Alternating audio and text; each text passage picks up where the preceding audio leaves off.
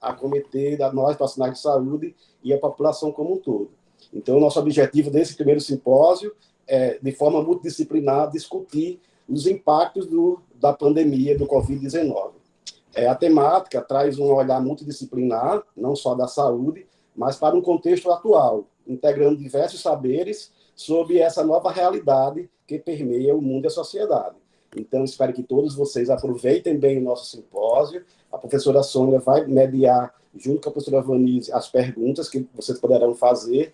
Então, é importante que vocês mantenham o microfone e a câmera desligados, especialmente o microfone, para que possam ouvir atentamente o nosso palestrante da palestra magna, nosso magnífico reitor, o professor Daladier.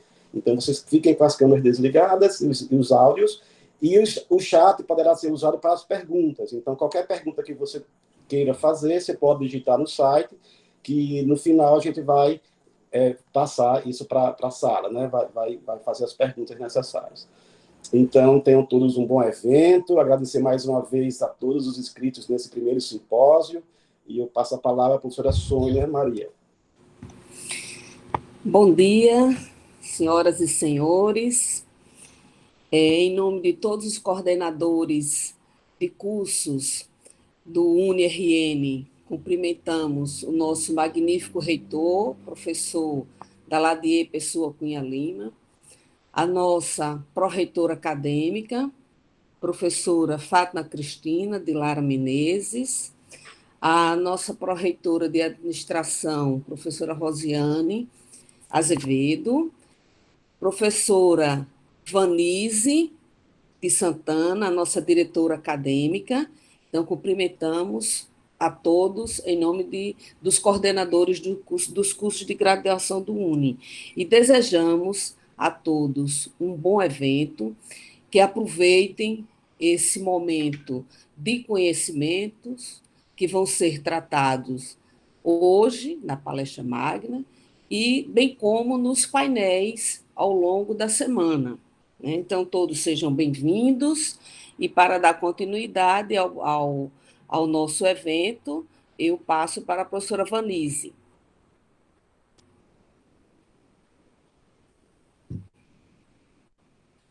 Vanise, tá o microfone.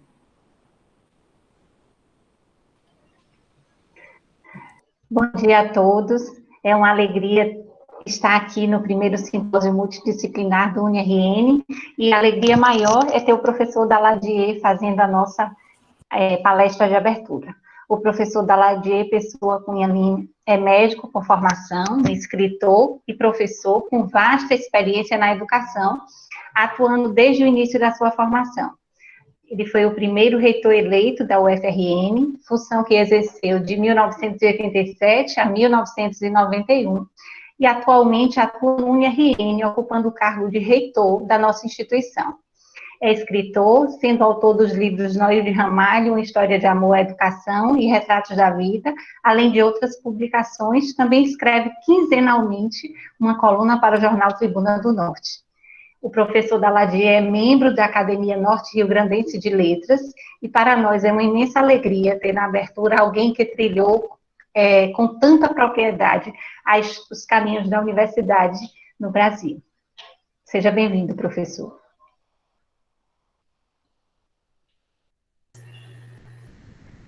Muito obrigado aos que me antecederam na palavra. Né? Alguém me chamou de magnífico. Eu vou contar uma historinha. Foi Sônia, me chamou de magnífico reitor. Quando eu fui assumir a reitoria da Universidade Federal do Rio Grande do Norte, eu recebi um cartãozinho de uma amiga que dizia o seguinte: cumprimentava, parabenizava, elogiava, mas dizia o seguinte: Daladier, seja menos magnífico e mais magnânimo.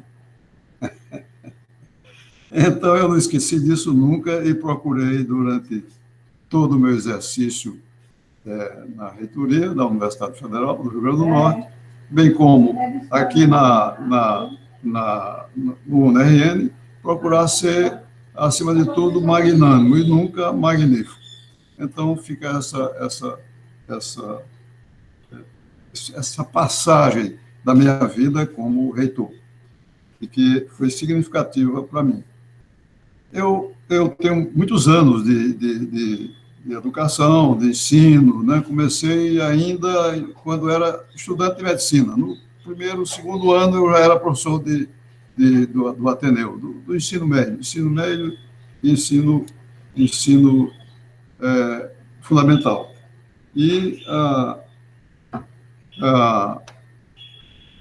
e depois me envolvi na UFRN, fui aluno, fui médico, professor, trabalhei em ensino, em pesquisa e extensão. Depois fui pró-reitor, antes fui diretor de centro, pró-reitor, vice-reitor e reitor. E logo que saí da reitoria, fui receber o convite da professora Noilde para criar um ensino superior no âmbito da Liga de Ensino, e depois não parei mais, né? Então, tenho essa função de reitor há muitos anos. Um dia, outra historinha engraçada, mas uma senhorinha me procurou e disse: professor, o seu pai e sua mãe, onde foram escolher o seu nome? Eu disse: meu nome, Daladier. Ela disse: não, eu estou me referindo ao nome reitor. Então, ela pensava que reitor era meu nome. De tanto ouvir, ela disse: mas eu fui explicar, mas meu nome não é reitor, é minha função, meu cargo. É porque eu escuto há tantos anos reitor Daladier, e eu pensava, então, que era o seu próprio nome. Eu, realmente, médico, fui exercer a profissão durante muitos anos, 2 décadas de medicina, e quando terminei a função de reitor da universidade, eu tinha que fazer duas opções, escolher uma opção: voltar a ser médico ou procurar trabalhar ainda na educação. Minha opção, eu não demorei, eu resolvi que não ia voltar mais para ser médico e que ia trabalhar na educação. E aí não parei mais nunca, né? Então fiz tive que fazer esse momento, apesar da minha mulher queria que eu voltasse a vestir roupa branca, a ser médico, mas eu vi que estava já defasado nos meus conhecimentos e que eu estava mais envolvido com a educação. Eu vou, no início dessa palestra, eu vou citar uma frase que eu gosto muito, um pensamento de um professor americano, Roland Christensen. Ele praticamente morreu em 1999. Ele era professor da Harvard Business School. Ele diz o seguinte: que grande oportunidade há de ser um professor, a maior e a mais privilegiada de todas as vocações, pois esta nos mantém ancorados no mundo dos jovens, das ideias e das pesquisas. Quer dizer, não há nada melhor do que um ambiente universitário, do que um ambiente educacional. Então, eu gosto muito dessa frase desse professor americano. E ele tem outra que também eu sempre gosto de repetir. Ele diz o seguinte, Roland Christensen, ele diz: não ensino apenas o que sei, mas também aquilo que sou. Não ensino apenas o que sei, mas também aquilo que sou. Então, o professor deve se lembrar disso, que ele tem que transmitir ao seu aluno, ao seu discípulo, aqueles conhecimentos que ele pode transmitir e até incentivar que o aluno desenvolva seus estudos de forma autônoma, mas ele deve sempre pensar que ele é um exemplo, ele é olhado pelo aluno como um exemplo na sua função de professor. Então, a palestra que eu vou fazer aqui tem o título de Os Caminhos da Universidade. Eu vou falar um pouco da história da universidade, aqueles eventos que influenciaram, o que são aqueles princípios que definem uma boa universidade, quais são esses princípios.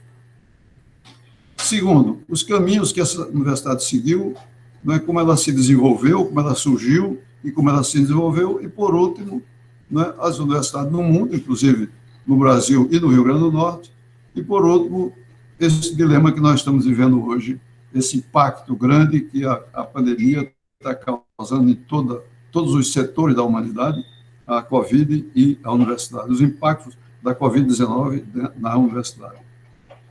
Então, eu vou começar com aqueles princípios que eu vejo como são essenciais para uma universidade, aqueles conceitos, né, aqueles princípios de uma universidade.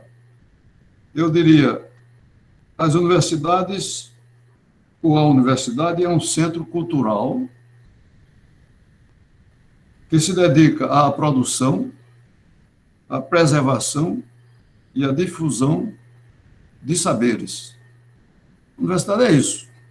Ela cria o conhecimento novo, ela desenvolve um novo conhecimento, um novo saber, ela guarda, mantém esses saberes, não deixa eles desaparecer, e a universidade transmite esses saberes de gerações em gerações através do seu processo de ensino. Esse é o conceito de uma universidade. O outro seria que as universidades são centros de civilização. Toda civilização, a civilização humana, a humanidade cresceu, se desenvolveu, influenciando as universidades e recebendo a influência dessas instituições em todos os lugares, em todos os tempos. Outro conceito diz que as universidades precisam defender e praticar. Defender e praticar. Não é só defender, praticar também. A democracia, não pode existir uma universidade autocrática, não pode. Onde aquela palavra é a palavra de rei, não existe isso. Ela tem que ser democrática, tem que ser dialógica, tem que haver o diálogo. Ela tem que ser autônoma, sem autonomia não existe universidade. Ela tem que ter autonomia nas suas decisões, nas suas funções, senão ela perde o seu conceito maior de uma instituição acadêmica. Ela tem que ter a inclusão como um ponto principal, um ponto importante da sua agenda. Ela não pode excluir, ela tem que incluir a diversidade, tem que haver o respeito à diversidade do ser humano, não pode haver discriminação nenhuma. A diversidade, como um todo, né? E no conceito mais atual, a interdisciplinaridade, que é o que nós estamos fazendo aqui. É um simpósio multidisciplinar que nós estamos realizando no dia de hoje, no momento agora, né? A interdisciplinaridade faz parte hoje de qualquer atividade de ensino. O mundo se interconecta em tudo, não existe nada isolado, nenhum conhecimento é somente por ele só. Disciplinar, ele tem que ser interdisciplinar. E, por último, a universidade tem que ser plural. Ela não pode ser aquela universidade singular, monista, ela tem que ser pluralística. Ela tem que ser um local de debates de ideias, das diversas correntes filosóficas. Agora, ela não pode se alinhar. Repare bem. Meu pensamento é esse aí. A universidade tem que ser um lugar de debates, de ideias, das diversas ideias, da diversidade das correntes filosóficas. Agora, o erro é querer que a universidade se alinhe em uma corrente filosófica. O mundo tem um exemplo típico de uma universidade alinhada com o pensamento, foi na antiga União Soviética. Existiu aquela universidade alinhada ao Partido Comunista. Ela existia a serviço do Partido Comunista. Essa foi uma universidade alinhada com a corrente filosófica marxista. E ela deixou de existir, não existe mais. A Rússia hoje tem, a União Soviética desapareceu, a Rússia tem diversas boas universidades que têm esse conceito pluralista de uma universidade que não é alinhada com um pensamento filosófico único. Então, são esses, eu diria, tem outros, mas eu vou ficar somente nesses princípios que eu diria são fundamentais para se ter uma universidade de qualidade. O outro ponto da palestra, eu vou tentar não me alongar muito, né?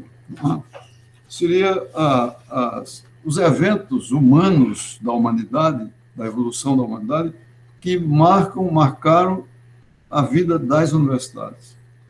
E o primeiro foi a Revolução Agrícola, cerca de 8 mil anos atrás, 6 a 8 mil anos atrás.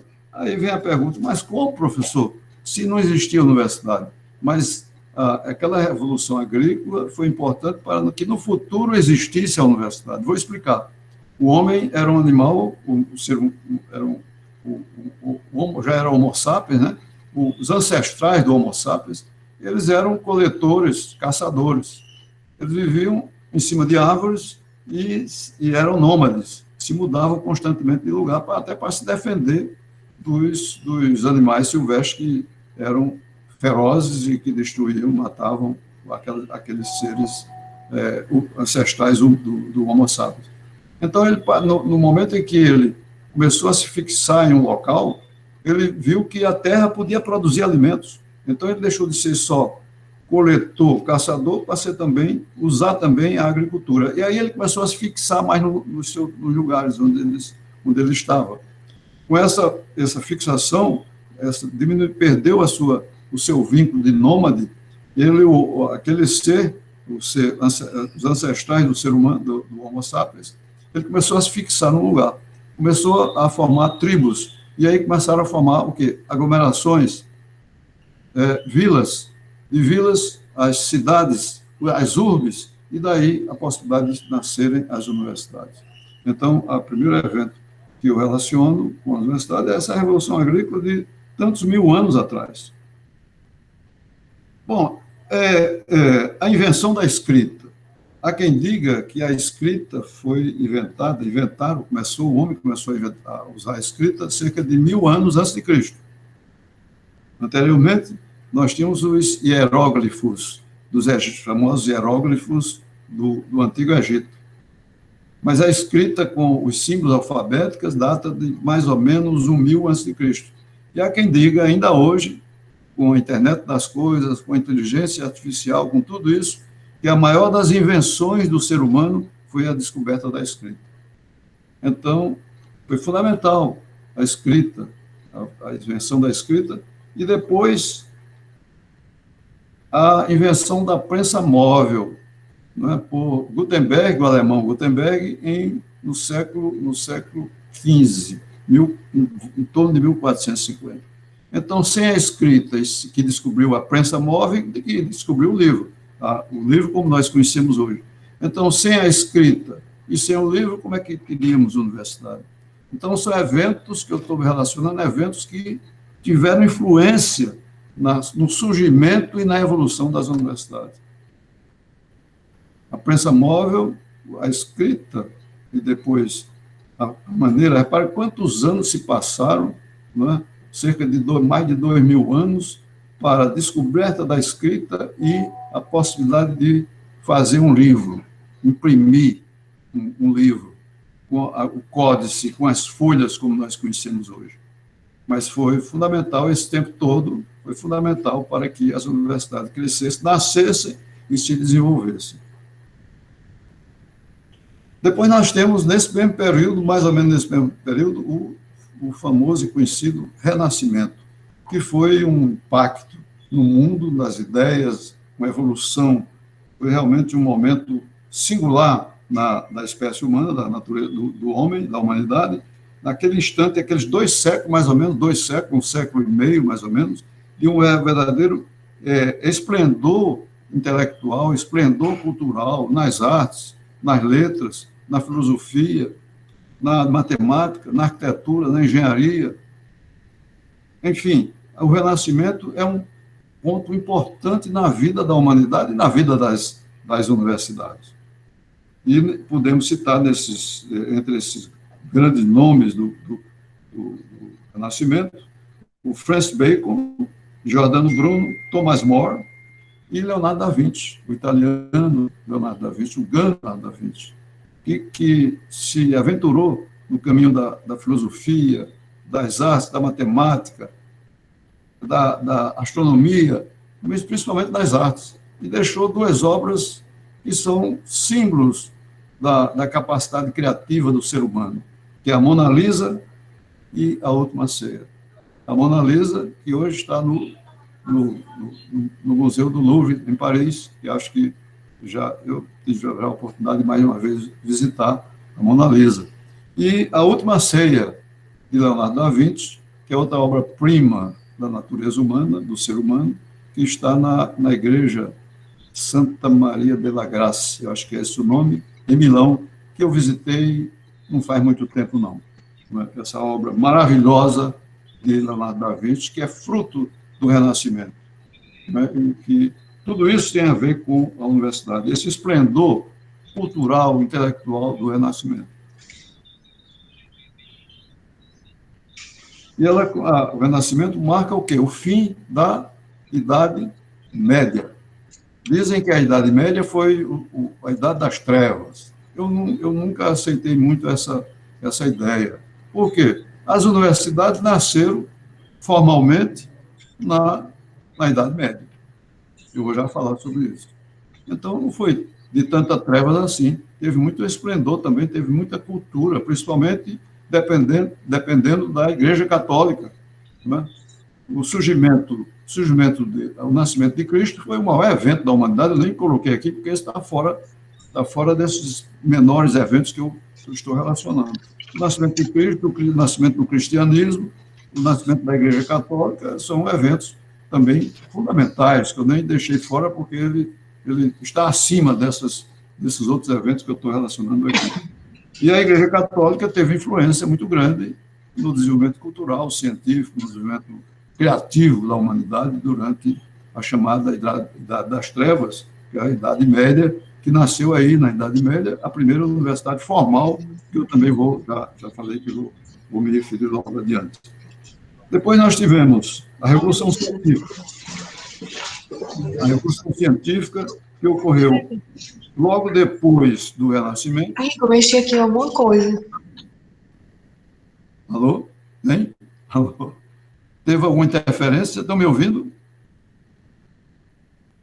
Estão me ouvindo? Estamos ouvindo, sim, reitor. Pode continuar. Continuar. Então, a Revolução Científica que ocorreu no século XVI e que surgiu aí, isso interessa muito a toda instituição acadêmica, o método científico. O método científico é o que é uma prática diária numa instituição universitária. É o uso do método científico por alunos, por professores, no processo de ensino, no processo de pesquisa, em tudo, enfim, né? E alguns nomes do processo da Revolução Científica, citaria Galileu Galilei, Andreas Vesalius, Isaac Newton, René Descartes, com a sua frase característica, penso, logo existo, essa frase é de René Descartes, que é da Revolução Científica, e Louis Pasteur, principalmente aqui os envolvidos na área da saúde, sabe toda a história de Louis Pasteur e da sua influência, da sua importância na descoberta dos micróbios e na difusão da ação dos micróbios para o ser humano. Galileu Galilei ele marca um momento importante. Galileu Galilei defendia que a Terra a teoria geocêntrica, de que a Terra, a teoria geocêntrica era defendida pela Igreja Católica. Estou vendo aqui a figura do nosso admirável padre Valquimar. E estou me referindo agora aqui à Igreja Católica. A Igreja Católica, nessa época, do passado, de alguns séculos passados, dizia que a Terra era o centro do universo. A Terra era o centro, era ali que estava a teoria geocêntrica. E Galileu Galilei, que era também católico, era muito vinculado à igreja, né, foi contra isso. Não, nos estudos matemáticos que ele fez, ele disse, não, eu defendo a teoria heliocêntrica, o Sol é o centro dessa galáxia onde nós vivemos, e não a Terra. E, por isso, ele foi processado, chegou a ser quase levado à fogueira da Inquisição, chamada Santa Inquisição, que de santa não tinha nada, né? E a própria Igreja Católica depois pediu desculpas à humanidade pela Inquisição, né? E ele quase que foi levado à fogueira, né? Por conta disso. Ele conseguiu protelar isso e recebeu uma punição, mas não a punição da pena capital, da morte na fogueira. E só agora, recentemente, com São João Paulo II, esse grande Papa e grande santo, é que a Igreja reconheceu, perdoou Galileu Galilei, né, que ele realmente tinha razão nas ideias que ele defendia. Então, aí foi a chamada Revolução Científica, que ela se libertou a ciência, que não existe, eu defendo muito que ciência e religião, ciência e fé não são incompatíveis, pelo contrário, elas podem se unir, existe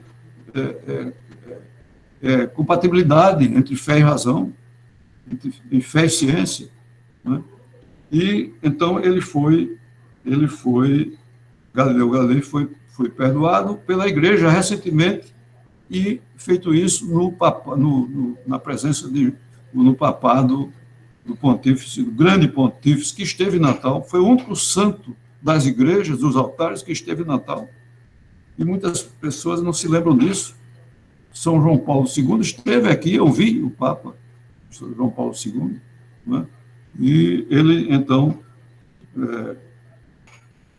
tornou pública essa decisão da Igreja Católica de perdoar, de absolver Galileu Galilei depois de vários séculos. Essa é a Revolução Científica. Tem influência para a universidade? Claro que tem. Todos nós já depreendemos que essa influência é muito grande. Passado isso aí, vem o quê? Outra fase de esplendor cultural. Vou repetir aquilo que eu disse do Renascimento. Chama-se Iluminismo. O Iluminismo que marca ali já o início da era mais moderna, da Idade Moderna, né? Foi a Revolução Científica, mais ou menos daí começou a Idade Moderna, terminou a Idade Média no Renascimento, e daí por diante, com a Revolução Científica e com o Iluminismo, é que surge a Idade Moderna. O Iluminismo ocorreu no século XVIII, ele é tipicamente do século XVIII. E os grandes nomes definiu o quê? A liberdade, o progresso, a fraternidade, a igualdade, os direitos iguais, os direitos humanos, tudo isso vem do Iluminismo, de grandes nomes do Iluminismo. Quais são esses grandes nomes? Voltaire, Diderot, Rousseau, Adam Smith e Immanuel Kant. Estou citando somente alguns desses grandes nomes do Iluminismo que representou um grande momento de nós seres humanos, da humanidade como um todo. Ela foi chamado século das luzes. O século XVIII é também chamado de século das luzes. Foi o século das grandes ideias. E essas grandes ideias do Iluminismo terminou em quê? Na Revolução Francesa, que é outro grande evento, mas a Revolução Francesa tem que saber que ela vem das ideias nascidas desses grandes filósofos, cientistas, pensadores do século XVIII que criaram esse pensamento do Iluminismo. E ela culminou com a Revolução Francesa em 1789. Foi aí que o Iluminismo, daí vem a liberté, égalité, fraternité, né? Essas palavras, símbolos da Revolução Francesa. Égalité, liberté, fraternité. Eu já disse os nomes dos grandes nomes do Iluminismo. Depois tivemos esse momento assim significativo da humanidade, passando para a Revolução Industrial. Revolução Industrial também século XVIII. Século XVIII, século XIX. Ocorreu principalmente na Inglaterra. Teve influência na universidade demais. Claro que teve, e muito. A Revolução Industrial, ela gerou principalmente algum desemprego de algumas funções. A máquina surgiu, que é a máquina a vapor. Surgiu a máquina a vapor, que ocupou muitas funções desenvolvidas pelo ser humano artesanalmente, manualmente. E aí veio o desemprego. E aí os operários se revoltaram com isso. E eles não só se revoltaram, eles não foram somente as ideias para defender a sua posição de operário, de trabalhador e do seu salário. Não, eles foram à via dos fatos, eles quebraram as máquinas, quebraram na Inglaterra muitos trabalhadores com a angústia dos empregos que eles perderam, eles quebraram as máquinas que estavam ocupando os seus lugares na sua atividade. E surgiu um movimento chamado ludismo, que foi exatamente, ficou na história, o ludismo. Lude era um símbolo dessa luta dos operários, e daí o símbolo, a palavra ludismo, que representa a Revolução Industrial, a primeira Revolução Industrial. Depois tivemos a segunda Revolução Industrial, com o surgimento do computador, terceiro, e agora estamos vivendo o quê? A quarta Revolução Industrial, com o surgimento da inteligência artificial, dos robôs, da internet das coisas, da nanotecnologia, enfim, estamos vivendo esse momento, e que tem influência grande nas universidades. A universidade tem que se adaptar a isso, tem que saber usar essas novas tecnologias e tem que saber adequar às profissões que esse mundo de hoje exige para ou vai precisar de formação no âmbito das universidades. Então, é mais eu termino aí as grandes influências, toda essa etapa, todos esses grandes eventos que influenciaram a humanidade e, consequentemente, a universidade. Bom, no item seguinte da minha fala, eu vou falar sobre a evolução, eu vou me ater à evolução da universidade, onde ela surgiu e como ela se desenvolveu. A primeira academia que surgiu, a primeira universidade, podemos dizer assim, foi a Academia Platônica. A Academia Platônica, com Platão, no ano 387 a.C., Platão, discípulo de Sócrates, professor de Aristóteles. Dentre os três grandes nomes que eu sou pouco conhecedor da filosofia grega, mas esses três nomes, não é, são aqueles nomes mais emblemáticos do pensamento, da criatividade grega, da antiguidade grega. Então, Platão encontrou um local perto de Atenas, era um jardim de oliveiras. A oliveira não é uma árvore muito bonita, não, que eu conheço, né?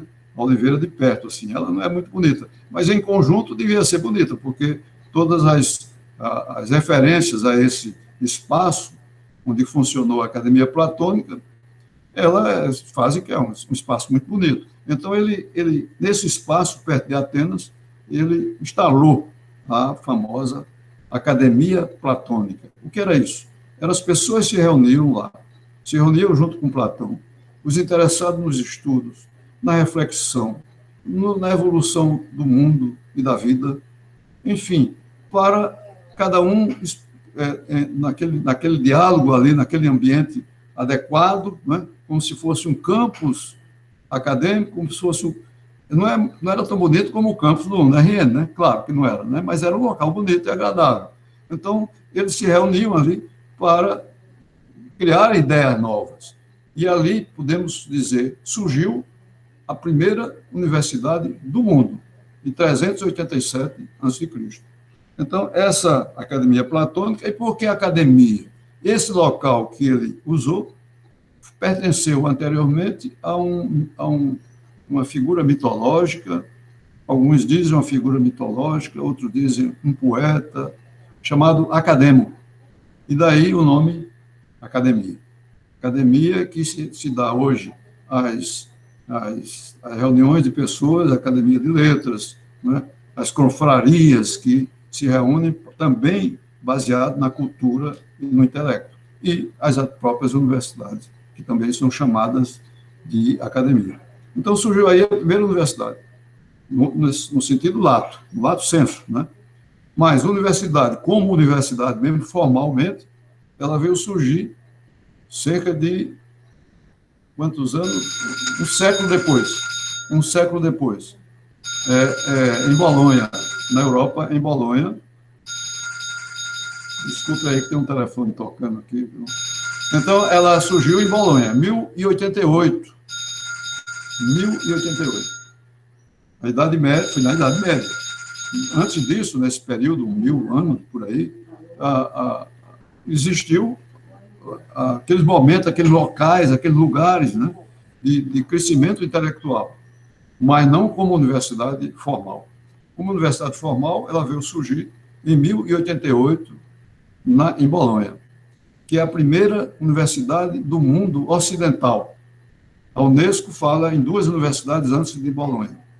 Fala em uma universidade que eu não sei o nome, não gravei, universidade no Marrocos, e outra universidade no Egito. Mas não no mundo ocidental, no Oriente. Essas universidades foram anteriores a Bolonha, mas no mundo nosso, no mundo ocidental, nós todos descendemos da civilização greco-romana, né? Todos nós sabemos disso. O mundo ocidental, tudo no mundo ocidental veio dessas civilizações milenares. O mundo greco-romano, né? A civilização grega e, em seguida, a civilização romana. O Império e a República Romana é o Império Romano. Então, é daí que nós descendemos todo o nosso conhecimento, toda a nossa evolução intelectual, cultural. Né? E aí, para nós, é Bolonha, a primeira universidade do mundo. Eu estive lá. Estive lá num momento único. Eu era reitor da Universidade Federal do Rio Grande do Norte e a Universidade do Rio Grande do Norte, Federal do Rio Grande do Norte, estava entre as 8 instituições do Brasil que receberam o convite da Universidade de Bolonha para participar dos 900 anos da primeira universidade do mundo. E quem era o reitor? Eu tive essa felicidade, essa sorte de ser o reitor em 1988, recebi o convite com mais 7 reitores do Brasil, do Norte e Nordeste só 2, Rio Grande do Norte e Pernambuco, e estive participando da maior festa acadêmica que já se realizou no mundo, festa e solenidade, que foi a comemoração dos 900 anos da Universidade de Bolonha. Eu estive lá durante hóspede da universidade, né, durante cerca de 10 dias, e participei de um seminário grande, que se realizou no Arquiginásio, que é o prédio mais antigo de Bolonha. Está lá ainda, claro que com pequenas modificações, foi lá que se realizou esse evento, esse grande evento cultural para discutir as questões da humanidade naquela época, 1988, tinham mais de 300 reitores do mundo todo. Né? E, ao final, um desfile dos reitores, né? Eu estava lá, claro, né? E pelas ruas medievais de Bolonha, até uma praça central de Bolonha, chamada Maggiore, Pládio, não sei como é que diz em italiano, né? Maggiore, em frente à igreja de São Petrônio, igreja medieval de São Petrônio. E lá houve essa festa magnífica, com os reitores com suas vestes vestalares, as mais diversas, coloridas. No Brasil, nós usamos as vestalares, e os reitores são vestes negras, pretas, né? Mas no mundo todo tem vestalares vermelhas, de outras cores. Então, aquilo dava uma beleza visual, aquele desfile pelas ruas medievais de Bolonha, e depois concentrado nessa praça. Para quê? Nessa praça ouvimos 2 discursos. O discurso do reitor anfitrião e o discurso do presidente da Itália. Só. E números musicais de Verdi. E Verdi fora o chefe de cerimônia na parte artística dos 800 anos de Bolonha. Repare, 100 anos atrás, de 1988. E ele, ali naquela hora, estavam sendo executadas muitas peças musicais pela Orquestra Filarmônica de Bolonha, do próprio Verdi. Né? E, no fim, foi o ponto auge, máximo, né? Foi a assinatura de uma carta de Bolonha, a carta que marca, que mostra os princípios básicos da universidade no mundo. Entre esses princípios, alguns dos que eu citei aqui. Essa carta é um momento histórico na vida das universidades do mundo. E está lá a assinatura do reitor da Universidade do Rio Grande do Norte, que, por coincidência, eu era o reitor naquela época. Então, tive a honra, a alegria, o orgulho, a emoção de ser signatário de uma das peças mais significativas da história das universidades do mundo. Bom, depois da universidade, eu vou tentar encurtar a história, porque senão eu vou passar muito do tempo. Depois nós tivemos um marco um marco na vida das universidades, que é a criação, repare, 1088, eu já passo agora para 1810. Criação 1810. É uma data importante na vida das universidades do mundo. Por quê? Foi criada nesse ano a Universidade de Berlim. E o que é que tem a ver com isso? Berlim, criada pelo Wilhelm von Humboldt, um pensador, um escritor, um escritor, um pesquisador, um cientista, um professor, Humboldt, e ele criou a Universidade de Berlim. Essa universidade se caracterizou por ser a universidade de pesquisa. Até então, a universidade era a universidade do espírito, do intelecto, da reflexão, formação de algumas profissões, de medicina, de direito, de filosofia, de artes, de outras profissões, mas ela não tinha incorporada no seu âmbito, nas suas funções, o trabalho de pesquisa. E foi nesse ano de 1810, na Universidade de Berlim, que criou-se a Universidade de Pesquisa. Então, é um marco também na vida das universidades. Não é a pesquisa não é que a universidade toda tem que ter aquela pesquisa, aquela alta pesquisa, não, mas ela tem que ter o sentido científico no ensino, na atividade do ensino. É o que nós fazemos no UNRN. A nossa iniciação científica é o quê? É isso, é o uso do método científico. Não é aquele ensino somente por ensinar, por transmitir, não. Ela tem esse sentimento do uso científico, das ideias do método científico instalado pela Universidade de Berlim. Esse é um marco importante. E depois, outro marco importante, já foi agora no século XX, na Universidade dos Estados Unidos. Essa Universidade de Pesquisa nasceu em Berlim, nasceu na Alemanha, mas ela se espalhou pelo mundo, Japão, no resto da Europa, nos Estados Unidos e no Brasil, quando surgiu a Universidade do Brasil. Mas os Estados Unidos disseram, não basta isso. A universidade tem que ser voltada para o desenvolvimento local e regional, por ideias da Universidade Americana. Os Estados Unidos têm o maior número das melhores universidades do mundo hoje, né? Hoje, por muito tempo, a melhor universidade fica nos Estados Unidos, foi Harvard, MIT e outras, né? E hoje, me parece que o último ranking do Times Higher Education mostra Oxford como a melhor universidade do mundo, do Reino Unido. Mas, então, mais ou menos na década de 50, os trabalhos de Clark Kerr, com o livro Os Usos da Universidade, eu tenho esse livro, e o trabalho de Peter Drucker. Peter Drucker é conhecido como o pai da administração moderna. Eu tenho o livro de Peter Drucker, mas o livro que influenciou muito nesse pensamento da universidade vinculada ao desenvolvimento local e regional e nacional é o Landmarks of Tomorrow. Esse livro eu não tenho, mas é um livro que Peter Drucker lançou a ideia da era do conhecimento voltada para o desenvolvimento regional, chamada Universidade Utilitarista, que é um marco também na vida das universidades.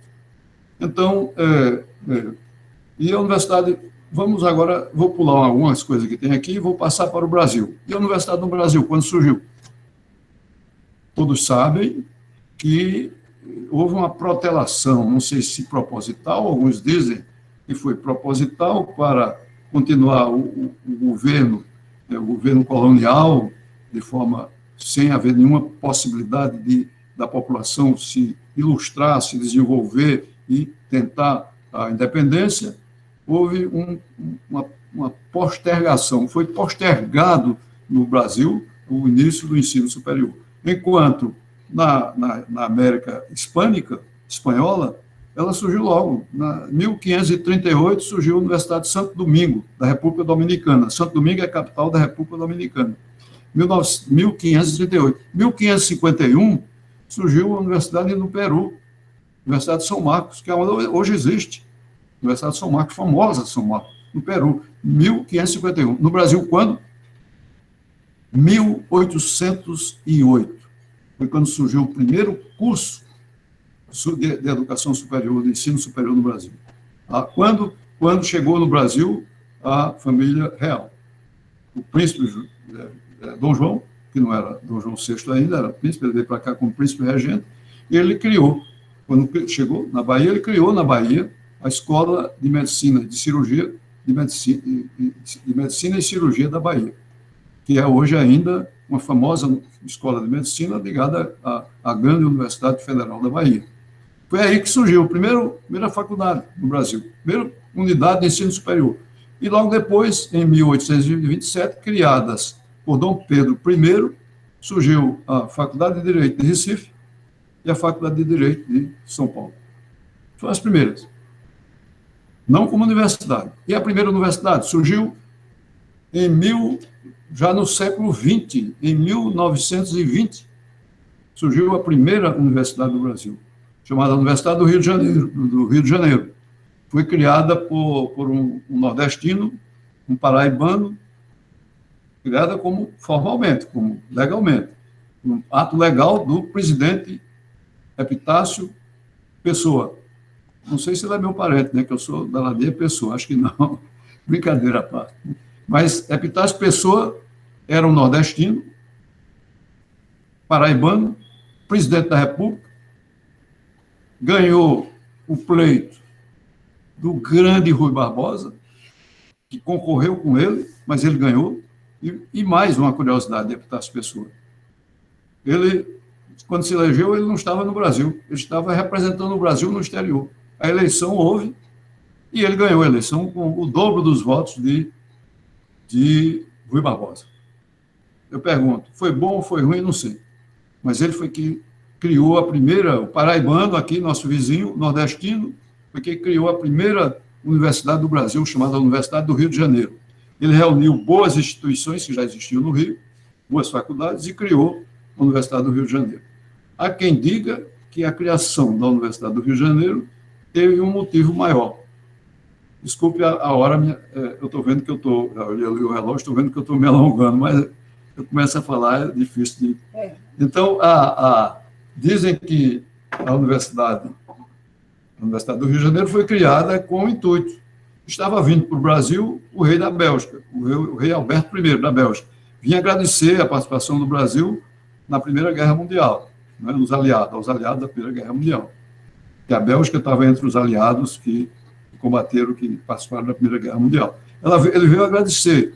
E aonde ele ia, ele tinha ido a outros países, e aonde ele ia, ele recebeu o título de doutor honoris causa. Mas como o Brasil não ia entregar o título ao rei, né, ia ficar diferente dos outros países que foram visitados pelo rei Alberto, não, tinha que dar. E aí tinha que criar a universidade. E assim, e tudo foi realizado. A universidade foi criada, o título foi concedido, e hoje essa universidade é a grande Universidade Federal do Rio de Janeiro. Foi criada dessa forma que eu estou dizendo aqui. O título de honoris causa, só a universidade pode dar título de doutor honoris causa. Então, uma faculdade não pode.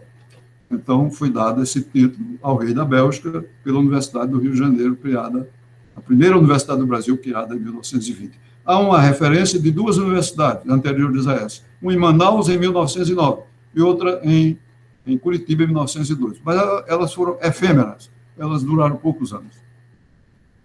Bom, então, as universidades foram crescendo, mas tem um marco na Universidade Brasileira. Desculpe, mas eu tenho que dizer.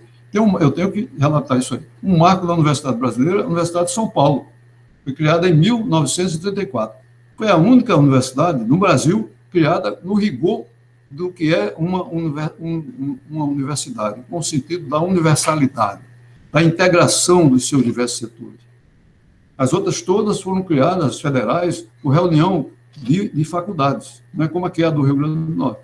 Então, a Universidade de São Paulo, não. São Paulo estava no crescimento econômico, social muito grande, no início do século passado, e precisava de uma universidade para dar suporte a esse crescimento. E então, os paulistas resolveram criar uma universidade na sua acepção verdadeira da palavra. Foi criada a USP em 1934. Vieram grandes nomes, professores, mestres, filósofos, pensadores ilustres da Europa para criar, como mestres brasileiros também de muito valor, a Universidade de São Paulo. Bom, Aí nós entramos na criação de outras universidades, surgem, então, as universidades federais, já aproximando a metade do século XX. Começaram a surgir as universidades federais, grandes universidades, grande patrimônio do Brasil, né? Mas ela teve um erro de origem. Ela se filiou muito à chamada Universidade Napoleônica, que era uma universidade que eu não entendi muito, ainda hoje não entendo como, na França, que fez a grande Revolução Francesa, que mudou o mundo, como é que, logo depois, Napoleão assume o governo e se introduz dentro da universidade, se implica nas universidades, para que as universidades fossem a serviço único do governo ditatorial de Napoleão Bonaparte. Então, criou-se a Universidade Napoleônica, voltada só para a formação profissional. E o modelo brasileiro se louvou muito, muito na Universidade Napoleônica. Graças a Deus, logo mudou para receber influência da Universidade de Berlim, da Universidade de Pesquisa, e agora, mais recentemente, da universidade voltada para o desenvolvimento local e regional. Pois bem, então Napoleão tem, ia falar um pouco sobre Napoleão, o vínculo de Napoleão com o Brasil. Ele era casado com uma irmã, Maria Luísa, irmã da princesa do Brasil, a princesa Leopoldina, que morreu com 29 anos de idade, que deixou uma imagem muito boa para o Brasil, não o marido dela, Dom Pedro I. Eu não tenho muita imagem muito favorável em Dom Pedro I, mas tenho Dom Pedro II, filho de Leopoldina, irmã de Maria Luísa, mulher de Napoleão Bonaparte. Bom, feitas essas digressões, vamos entrar agora na Universidade do Rio Grande do Norte. A Universidade do Rio Grande do Norte nasceu com a Universidade Estadual do Rio Grande do Norte, Universidade do Rio Grande do Norte, em 1958, dia 25 de junho de 1958, ato do governador Dinardo Marins, por sugestão e indução de Onofre Lopes da Silva, que hoje faz aniversário. Onofre Lopes faz aniversário hoje, é 13 de julho, né? 13. Não, hoje é 13, não, foi ontem. Hoje é 14. Ontem, Onofre Lopes nasceu em 1907, completaria 113 anos, Onofre Lopes, o criador da nossa Universidade Estadual do Rio Grande do Norte. Foi criada no dia 25 de junho por um ato de Dinardo Marins, governador do estado, reunindo faculdades que já existiam, medicina, direito, filosofia, educação e outras, né? Boas instituições, serviço social, é importante, boas instituições, boas faculdades. E o Onofre Lopes reuniu e criou a Universidade Estadual do Rio Grande do Norte. Eu sou impressionado como em 2 anos, o Onofre Lopes federalizou a Universidade Estadual. Levou apenas 2 anos para levar de uma instituição estadual para a federal. Eu vivi esse tempo porque eu entrei como aluno na década de 60, 1960. Sou antigo, viu? Sou velho, né? Você não tinha nem pensado em nascer, eu já era aluno de medicina, 1960. Então, eu vivi aquele momento, aquela alegria, aquela euforia dos professores, de funcionários, de alunos, pela federalização da Universidade Federal do Rio Grande do Norte. E quem proferiu a aula inaugural foi Câmara Cascudo, no dia 21 de março de 1959. 1959, Câmara Cascudo proferiu a primeira aula da universidade, a primeira aula magna da universidade, titulada Universidade e Civilização. E ele abre essa palestra maravilhosa que eu tenho impressa. Inclusive, no UNRN nós imprimimos uma versão, a terceira edição dessa palestra, nós fizemos um livro, transformamos num livro no UNRN. Não é? E ele diz o seguinte: durante 1 minuto, é a frase inicial dessa palestra, durante 1 minuto, o relógio do tempo marca para o Rio Grande do Norte a sua hora imortal. Aí ele diz tudo. E daí ele faz uma palestra belíssima intitulada Universidade e Civilização. Na década de 90 começam a surgir as universidades particulares no Brasil. Já existiam algumas, as PUCs e outras, né? E então começaram a surgir as universidades privadas. A grande maioria de cunho comercial, de cunho empreendedor, de cunho empresarial, vamos dizer assim.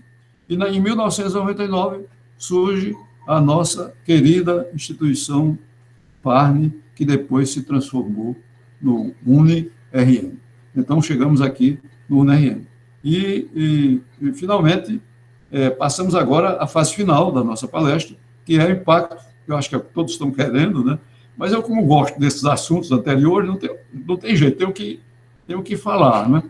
Então, agora nós vamos para o impacto da Covid-19 nas universidades, inclusive no UniRN. Eu aproveito aqui para agradecer a colaboração de todos vocês, todos os coordenadores, Vanise, à frente de tudo, regendo a orquestra, né? Mariana, que fez tantos simpósios e webinars, né? Inclusive esse que nós estamos participando hoje, dos coordenadores, dos professores, da professora Cristina, incansável na sua luta, enfim. E estamos aqui, olha, vencemos, somos vencedores. No dia 17 de março, nós estávamos reunidos, professores, coordenadores, pró-reitores, a diretora, a presidente do diretório acadêmico, Juliana, e o que fazer? As mortes já estavam ocorrendo no Brasil, foi a primeira morte no Brasil, nesse dia 17 de março, e a história dessa pandemia já estava aí, todos conhecendo. E aí, o que é que nós íamos fazer? Íamos continuar com as portas abertas, né, com o perigo de ter contaminação dos nossos alunos, dos nossos professores, dos nossos funcionários? Não, nós tínhamos que tomar uma atitude. E o quê? Tivemos que mudar tudo, fechar as portas do campus. Foi um momento que eu não gosto nem de me recordar. Decidimos fechar o campus, um belíssimo campus que nós temos, né? E eu tenho a frase lá, curta o verde, as flores e os pássaros do campus, né? E nós somos sustentáveis, defendemos a sustentabilidade, né? Mariana está ouvindo isso, que coordena a extensão e coordena o programa de sustentabilidade. Então, nós tivemos que fechar e partir para o ensino remoto. E Vanise, eu me lembro bem que ela me disse, professor, não se preocupe que vai dar certo. Olha, e deu certo. E deu certo. E como deu certo? Nós já tínhamos uma pouca de experiência no uso do AVA, o AVA já tem 10 anos no UniRN, mais ou menos 10 anos, né? Já temos treinado professores, alguns, para o EAD, que nós já iniciamos no início de 2020, nós iniciamos com o EAD, oferecemos os cursos que não houve uma adesão, né? Então, já temos um consultor para EAD, que nós temos contratado, parece que estavam adivinhando. Já estávamos fazendo investimentos na área tecnológica para o UniRN, parece que estavam adivinhando, né, o que ia acontecer. E aí, Vanese e a professora Cristina disse, professor, não se preocupe, vai dar certo. Elas me disseram assim. E contamos com o apoio dos funcionários, dos professores, dos coordenadores e dos alunos. E nos primeiros dias houve o tumulto, né, um certo tumulto, reclamações, mas dentro de 2 semanas tudo estava funcionando normalmente, a contento. E o resultado é esse que nós estamos hoje celebrando, comemorando, sabendo que deu certo. Né? Deu certo. O ensino, não um ensino EAD clássico, né? com aulas para 1.000 alunos, 2.000 alunos, com tutores, não era isso. Era o professor em sala de aula virtual, no horário da aula normal, a aula que seria dada fisicamente, da aula presencial. E tudo funcionou muito bem. Foi preciso treinar professor, treinar funcionário, treinar alunos, e o resultado foi muito bom. Eu vou só contar a história de uma mãe que mandou essa semana uma carta para o UniRN com elogios maiores que pode ter pela atuação da instituição nessa eventualidade da Covid-19. Bom, e agora? Como é que nós vamos proceder? Como as universidades vão proceder de agora por diante? A Covid veio para mudar a humanidade, não tem dúvida disso, né? O que nós reclamamos da Covid, né, na Covid-19, pelos grandes males que está causando a humanidade, mas também temos que dizer, aprendemos muito, evoluímos em 6 meses, o que levaríamos anos para evoluir, no uso das novas tecnologias. Isso aconteceu no UNRN, deve ter acontecido nas outras instituições também, né? Eu li um texto que me foi indicado por Vanise, de 2 professores americanos, né? Um de Calgary, que trabalha em Calgary, na Universidade de Calgary, no Canadá, e outro do Vale do Silício. Eles dizendo, eu vendo aquele artigo, parece que eu estava vendo a nossa realidade, tá? Parece que estava vendo o UNRN, né? Pela semelhança de argumentos, de preocupações, do que está acontecendo hoje nas universidades americanas. Eles focalizaram na universidade americana e o que está ocorrendo, que são as melhores universidades do mundo, né? Nós sabemos disso, das melhores, tem o maior número de melhores universidades do mundo. E o que está havendo no Brasil, no mundo todo. Então, o que fazer agora? Consultei, li, ouvi, recebi sugestões da professora Vanese, principalmente, de outros professores do UNEM, da professora Cristina, e o caminho não tem outro. O aprendizado que nós fizemos com o ensino remoto, ele não pode ser jogado ao lado. Primeiro, porque a Covid não parou ainda, né? Nem nós sabemos como vai ser a evolução da Covid. Quem sabe aqui? Ninguém sabe. Né? Nem a OMS, nem a Organização Mundial da Saúde sabe dizer como é que vai evoluir a Covid-19. Ninguém sabe. Né? Então, temos que manter o isolamento social. Temos que manter o distanciamento social. Talvez menos, talvez não, com certeza menor do que nós vimos praticando. Com isso, nós temos que pensar no modelo de ensino híbrido, onde nós temos um campus virtual e temos um campus presencial.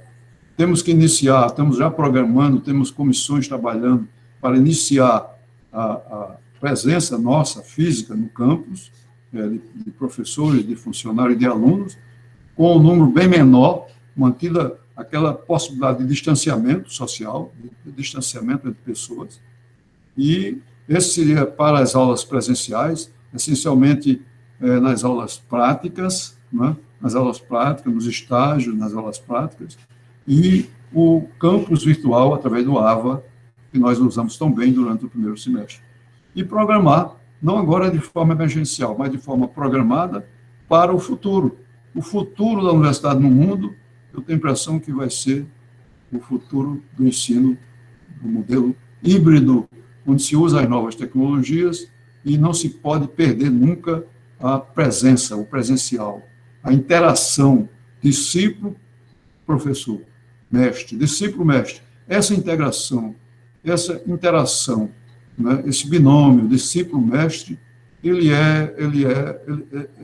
nunca vai se acabar, nunca vai deixar de existir. Ele é preponderante, ele é fundamental, ele é essencial. Bom, pode haver interação virtual, pode, nós não estamos aqui interagindo, pode haver, mas a presença física é imprescindível do papel do professor. E o professor, seguindo aquela frase de Christensen, eu não ensino apenas o que sei, mas também o que sou. Então, presencialmente, o professor tem muito mais condições de mostrar o que ele é e transmitir essas ideias e esse sentimento para os seus discípulos. Então, essa é a minha ideia. Nós vamos caminhar para o estilo híbrido, não tem jeito. Alguns alunos vão reclamar. Bom, mas se reclamar, eles vão ter que argumentar por quê e como nós vamos ter que manter o ensino essencialmente presencial. Não é como, não é o UNER, não, é o mundo, é a universidade do mundo. Nós não podemos prescindir da evolução tecnológica que o mundo alcançou. É como se você tivesse um carro para andar, um carro bom, que você podia entrar nele, sair e chegar rapidamente no seu lugar que você quer, e você ia dizer, não, eu vou a pé, ou vou de cavalo, né? Porque eu já me acostumei assim, não é que o presencial, não é que o presencial seja isso. O exemplo é pouco feliz que eu dei, né? Mas é você deixar de usar as tecnologias. Como você vai deixar de usar as tecnologias? Né? Não pode deixar. Você tem que que juntar as duas coisas. Tem que juntar a experiência que o mundo teve de 2.000 anos de interação entre pessoas para o ensino, que é essencial, o presencial é essencial, desde a academia platônica até hoje, né? Ela é essencial, mas você não pode dizer, não, eu não quero usar essa ferramenta aqui, eu tenho, mas não quero, né? Não vou usar.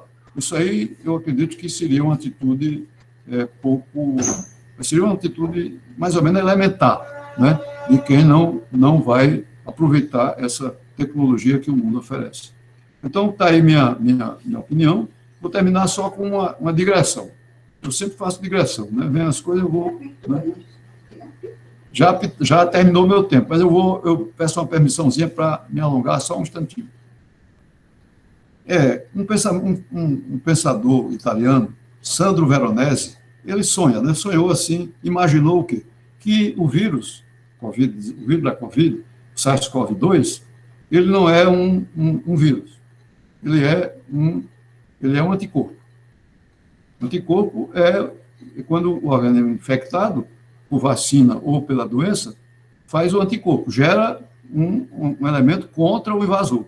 Então, ele diz o seguinte, Veronese diz o seguinte, o vírus, ele não é um antígeno, ele é um anticorpo. Anticorpo contra quem? Contra os seres humanos que agridem a natureza, destrói o meio ambiente, destrói a natureza. E é verdade. O homem não merece esse castigo tão grande, mas ele disse isso, né? Ele imaginou isso, que o vírus não é um antígeno, ele é um anticorpo e contra o vírus, que é o próprio homem, destruindo a natureza, destruindo rios, os mares, os oceanos, a atmosfera, destruindo tudo, né? Destruindo a natureza e ameaçando a humanidade ser extinta pelo aumento da temperatura global, com o efeito estufa que está cada dia aumentando. Nós não temos esse remorso, o UNRN. Por quê? Porque nós defendemos o meio ambiente em tudo, todas as horas, né? Desde o início da instituição, que a instituição é ecológica, ela é defensora da sustentabilidade. Então, Veronese fez essa digressão. E eu termino dizendo o seguinte, nós vamos ter momentos muito difíceis da humanidade. Cerca de 500 milhões de pobres vão surgir no mundo ao todo. 500 milhões. População do Brasil e dos Estados Unidos juntas. Metade de um bilhão de pobres, mais pobres. Já temos muitos. Vamos ter acrescido de pobres 500 milhões de pobres novos no mundo. E aí eu pergunto, temos dois modelos de gestão, né? Gestão econômico-social. É um modelo comunista, socialista, no sentido marxista mesmo, de distribuição de rendas, que existiu na União Soviética, né? E o modelo capitalista, que é o que impera hoje no mundo. O modelo comunista mostrou que não dá certo. Então surge o modelo comunista, não deu certo, prepondera o capitalismo. E por que não agora o modelo híbrido? Do jeito que, a exemplo das universidades. Por que não? Por que não juntar um modelo comunista e um modelo... O comunismo sabe distribuir melhor a renda, distribuir melhor a riqueza. O capitalismo sabe construir riqueza, mas não sabe distribuir. É o inverso do outro. Então, por que não haver um sistema híbrido, mais humano, mais justo, de atenção às pessoas? E aí, sim, nós teremos um mundo mais feliz, mais seguro, mais tranquilo, e as gerações futuras poderão viver num mundo de mais felicidade. Era isso que eu queria trazer para vocês. Agradeço, estou à disposição para as ponderações e as perguntas. Obrigado. Desculpe o excedente de tempo que usei. Muito obrigada, reitor. É sempre uma honra e um privilégio aprender com o senhor. Nós temos aqui vários comentários elogiosos sobre a oportunidade de aprendizado e sobre os conhecimentos que foram construídos a partir da sua fala. Nós temos registrar a presença da nossa vice-reitora, a professora Ângela Guerra, também do nosso coordenador de pós-graduação de pesquisa, professor Aloísio, e agora vamos passar para a professora Sônia para fazer alguma pergunta.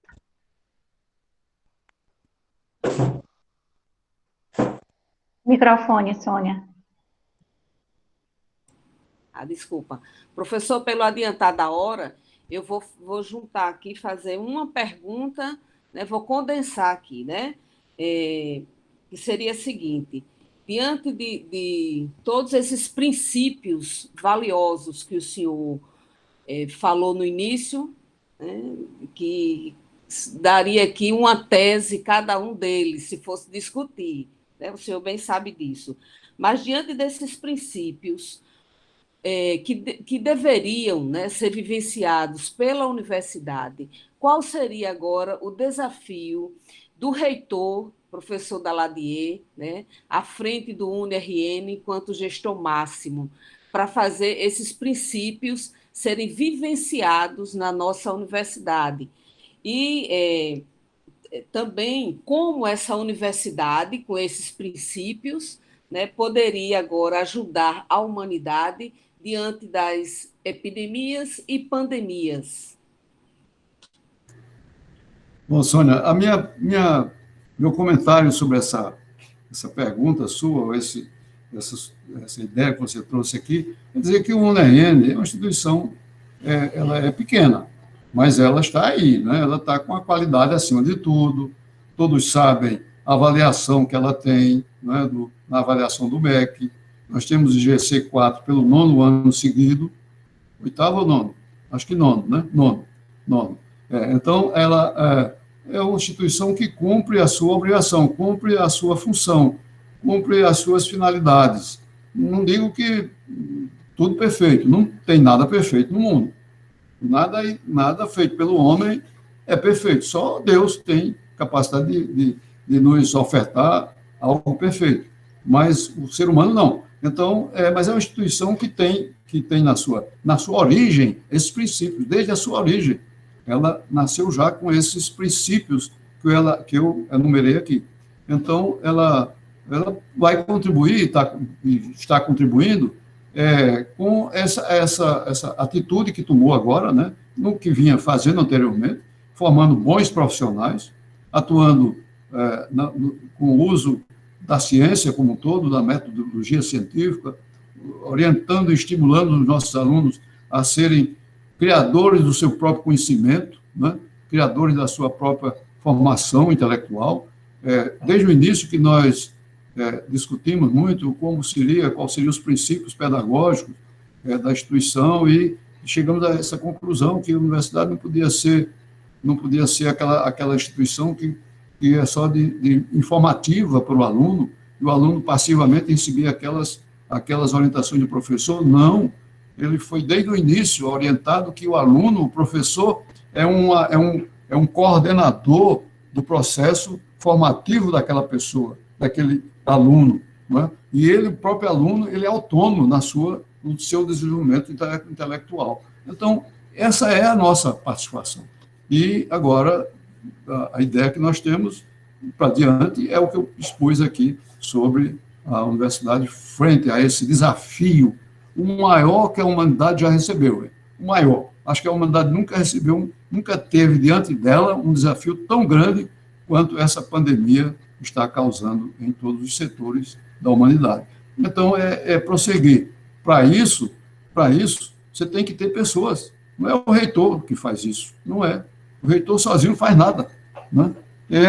Eu digo isso muito, não digo por proselitismo, demagogia, não, porque eu não sou demagogo mesmo, né? Então, eu sou sincero. O reitor é um coordenador de tudo, mas ele, hoje, o UniRN dispõe de pessoas,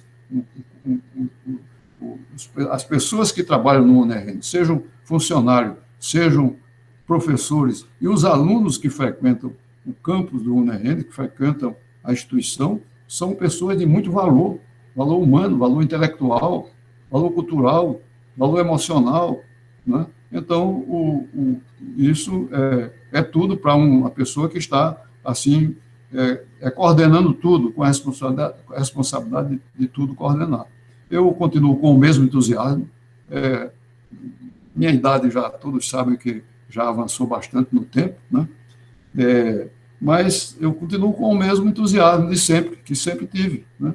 E, inclusive, me adaptei logo a esse sistema de comunicação digital, que eu não gostava, né? Por minha natureza, eu gostava de ler, gosto de ler, de escrever, né? E não gosto muito, mas fazia minhas pesquisas também virtuais, né?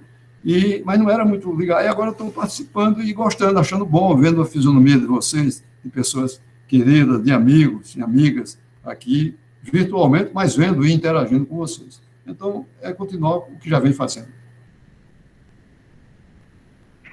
Muito obrigada, professor. Foi uma honra para todos nós termos essa brilhante palestra de abertura do nosso primeiro simpósio multidisciplinar.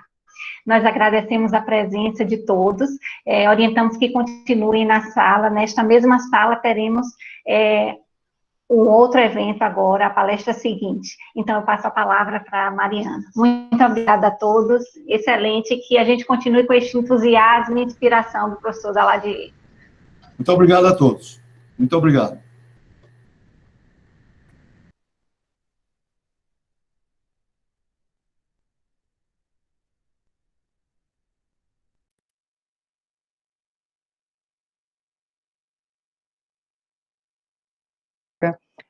O nosso segundo painel, que vai tratar sobre o direito do paciente, né? O professor Robson, ele vai ser o mediador desse painel. Então, a gente orienta que quem desejar estar contemplando sobre esse painel possa se manter na sala, né? Aos demais, professor Daladier, novamente, muito obrigada por toda a contribuição, por ter aberto o nosso primeiro simpósio multidisciplinar, e aí a gente fica aqui no aguardo, os painelistas estão entrando, o professor Robson também, e logo mais a gente dá início ao nosso primeiro painel, né, do nosso primeiro simpósio multidisciplinar do UniRN. Mais uma vez, a gente agradece a participação de todos da nossa palestra magna e seguimos a nossa programação, que inicia hoje e vai até sexta-feira.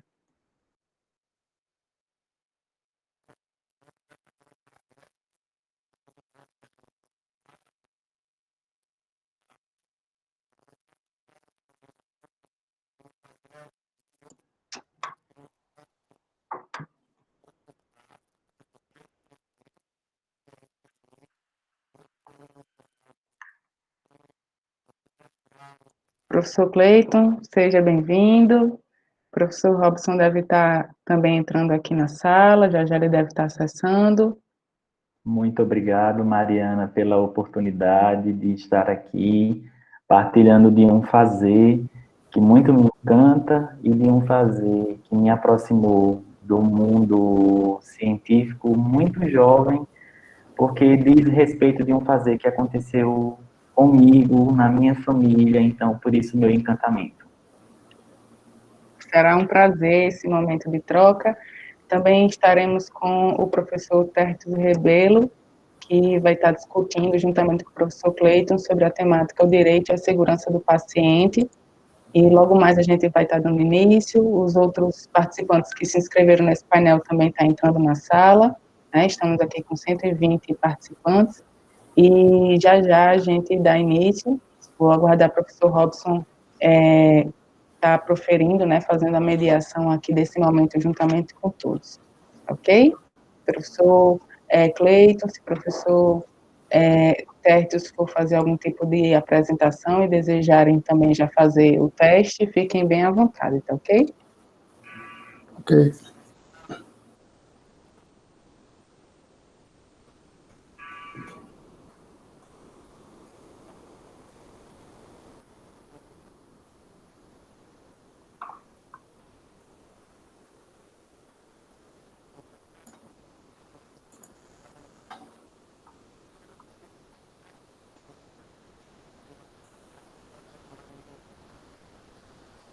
O professor Robson está nos ouvindo? Teste realizado, Mariana. Ótimo, fantástico, professor. Deixa eu ver aqui, Robson, se eu não me engano, está com o microfone desligado. Qualquer coisa, Robson, se quiser colocar aqui no chat, faz parte, né, do online, a gente está aqui fazendo os ajustes da plataforma. Professor Tertius, muito obrigada por ter aceitado o convite, né, em nome de professora Úrsula e professor Robson, por estar junto com o professor Cleiton aqui, partilhando um pouquinho sobre a temática do direito médico, né, abrindo aí nosso painel do primeiro simpósio multidisciplinar do UniRN. Bom dia a todos, eu que agradeço, né, a participação, o convite, é para mim uma satisfação. Já participo da instituição na parte de pós-graduação em Direito Médico e da Saúde, e é um tema muito grato para todos nós, inclusive até com a fala do nosso reitor, professor Daladier, trazendo a parte do iluminismo, do início dessa questão das ciências, que vão refletir diretamente no nosso tema de hoje, que é tanto a parte de saúde, de medicina, segurança e todos os princípios bioéticos que perpassaram nesse tempo todo aí. E a gente vai ver que até hoje nós temos algumas falhas que precisam ser ajustadas. Mas, assim, de antemão, já agradeço e para mim é uma satisfação enorme estar aqui com vocês. Maravilha, vai ser fantástico. E professor Cleiton, professor Tertius, vou ver só se Robson já vai conseguir aqui acessar, que ele está tendo só um probleminha de áudio, e aí logo mais a gente dá início, tá ok? Só 2 minutinhos. Ok, pessoal. Bom dia. Probleminha no áudio aqui. Deu certo, fantástico. Pronto. Então, pessoal, é com satisfação que nós vamos dar continuidade ao nosso painel, nosso